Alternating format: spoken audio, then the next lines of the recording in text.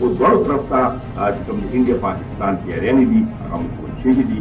نن وزیر اعظم دی او د آرمي چیف سکرټري په تقریب کې خطاب که تاسو اورېدلی وي هغه هم ډېر ګټ پیغام دی چې د دې اصل کې به یا اوبه بهیږي یا به چې کومه ده د بهراتیانو د انډیا والا وینه چې کومه ده هغه بهیږي بلا صورت نشي کېدی. په دغه باندې سیم ساعت معاهده چې کومه ده یا د اوبو پاکستان پولیسو عوام حق چې کوم دی هغه وایي چې معمولي هغه کمپرومایزینګ هم په دې کې نشي کولی.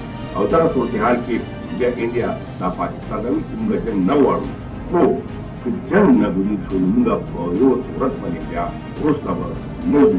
او ورسره سره دا ورته هم ویلې شوي دي چې که غواړي نو جاینټ انویسټیګیشن یعنې مشترکه یا درېمګړه پکې منځ کې راولي چې دغه تحقیقات وکړي چې دغه واقعه وکړي پاکستان سره تعلق شته.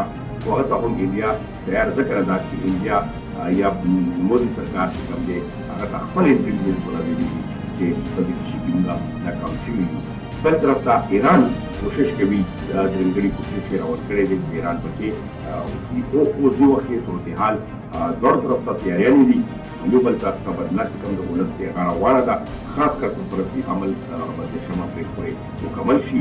بیا ګورو چې مخکې څه اپډیټ راځي او پاکستان په دې باندې مخکې او کوم تیاریانې دي یا انډیا کوم کړي دي او تر اوسه پورې انډیا چې کوم ناکامیانې دي هغه رامنې مثال دی. او بل بیا مودي سرکار ته خاص کر سیاسي پارټیانو دغه هم ورکړې ده چې ستا د پالیسیانو د وجې پاکستان ولس ته یو ځای کړو، افغانستان د ورسره یو ځای کړو.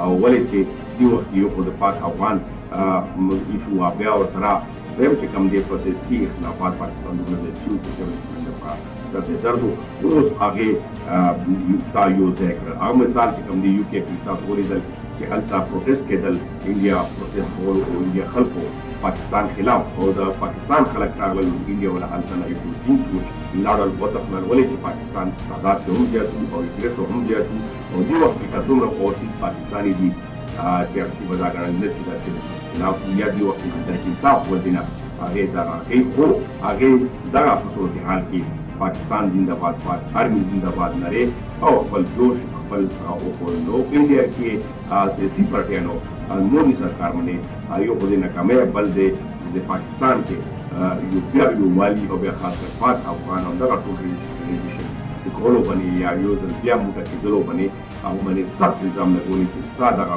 غلط دمکیانو او د غلط پالیسي وجې پاکستان بیا یو ځای شو. الحمدلله مسلمانان چېرته وي اکثر درد لري او کافي سم نشي کولی خپل اواز خو هغه بلند ساتي. کله هم مسلمان خلاف نشي کېدی.